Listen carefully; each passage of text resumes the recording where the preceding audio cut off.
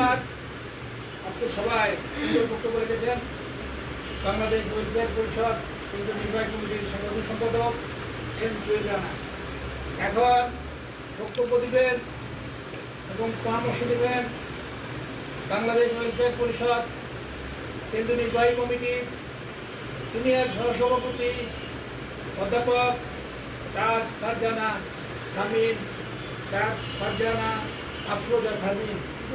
এখন বক্তব্য রাখবেন তাজ ফারজানা আফরোজা শামীম।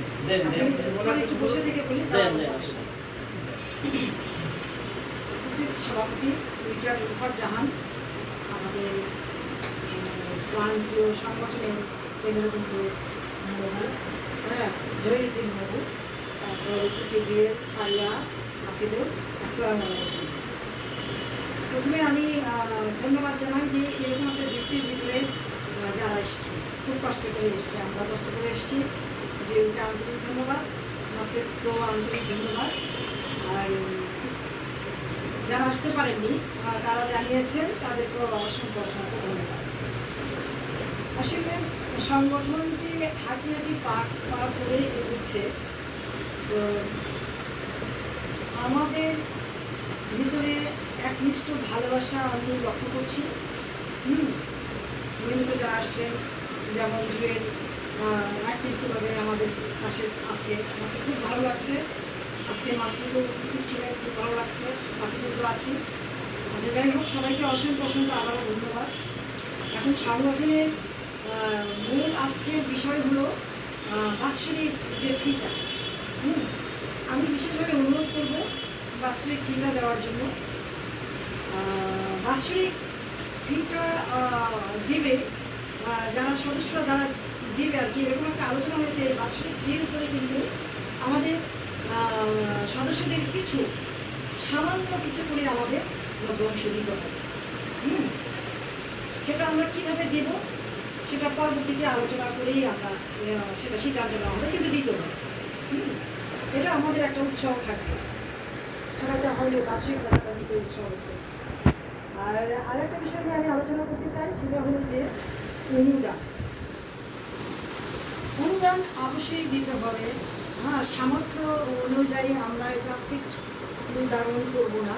সামর্থ্য অনুযায়ী মানে কেন্দ্রীয় সংগঠনের কেন্দ্রীয় সদস্যদের প্রতি আমার আহ্বান, ফান্ড ক্রিয়েট করার জন্য, সংগঠনের ফান্ড ক্রিয়েট করার জন্য আমাদের মানে তাদের ব্যক্তিগত সামর্থ্য অনুসারে অনুদানটা দেওয়ার জন্য অনুরোধ করছি।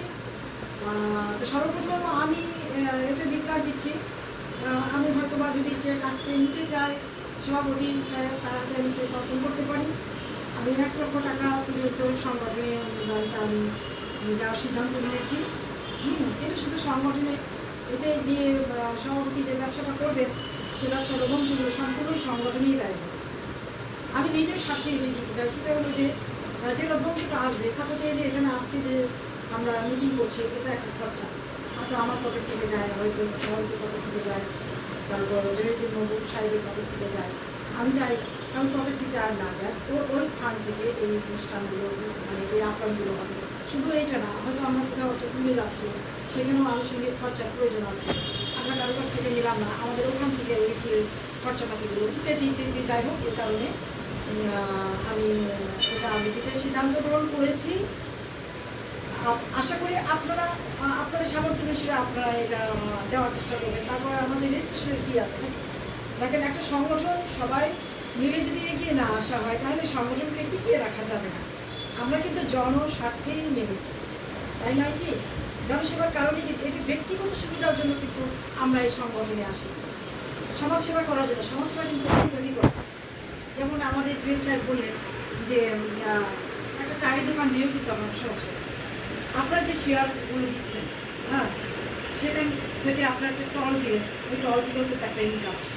আপনার একটা শেয়ার দিলেন, বা আমরা 20টা শেয়ার ডাকলাম, 2000 করে হোক বা 5000 করে হোক, 20 জন কমিটি করে আপনার অন্য একটা ব্যবসা বা খাবারের ব্যবসা বা যে কোনো একটা ব্যবসা করলেন, সেখান থেকে কিন্তু একটা লাভ চলে আসে। আপনার সেই লভ্যাংশ থেকে হয়তো কিছুটা দিলেন সমাজের জন্য, বাকিটা আপনার। এইভাবে কিন্তু প্রতিটা সংগঠনে এগিয়ে যাচ্ছে।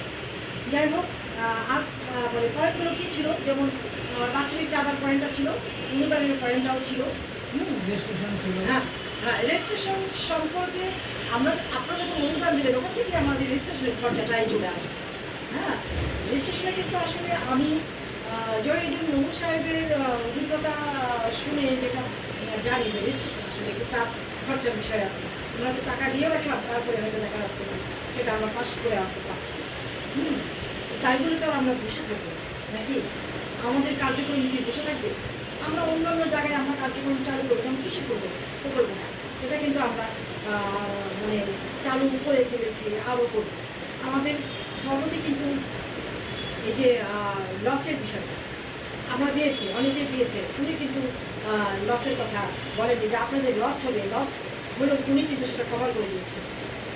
আর ওনার সাথে আমিও মিলাই যে লস হলে আমিও সেটা কভার করার দায়িত্ব।